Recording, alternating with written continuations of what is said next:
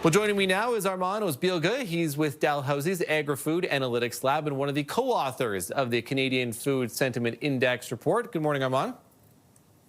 Hi, how are you? I'm good. Thank you for being with us. Let's talk about affordability, if we can, as the top concern. We know that inflation numbers, there's been certain sectors and certain foods and groups at different points that have gone back and forth. But tell us about how affordability in particular is affecting Canadian spending habits when they're in the grocery store.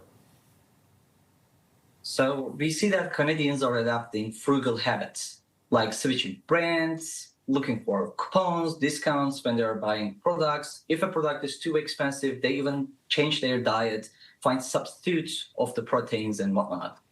And when they're doing that, and we look at some of the numbers, especially when you get into your report and some of these about how hard it is and how much Canadians are struggling, it feels like, to buy some of that food. And you, like you said, making these difficult choices that we'll bring up some of those numbers now.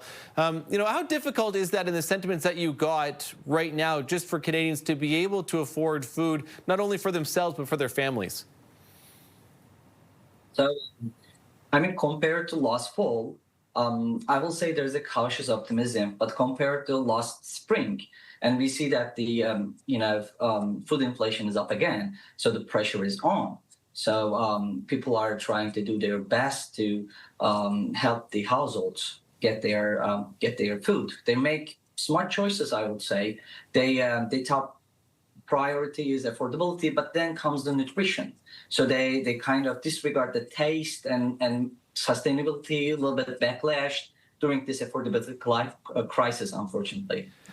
Now, we also know that food bank use in this country is also at an all-time high. So food insecurity, give us some of the details that you found out from some people in response to the survey about how insecure they're feeling about, the reliability of having to be able to put food on the table. I'll tell you. So when it was 1 in 5 Canadians food secure, and a couple of years back, the media was shocked. I was shocked. People were shocked. Now it is more than 1 in 4. So it's really putting a strain on, and it seems like the longer this goes, the harder for people to manage bringing food on table.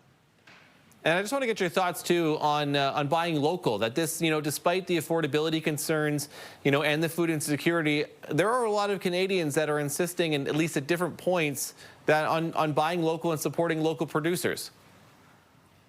So that's one of the most promising findings in the report, that, the pro-Canadian movement started last spring. It's still lost, and looks like it will be here for some time to come.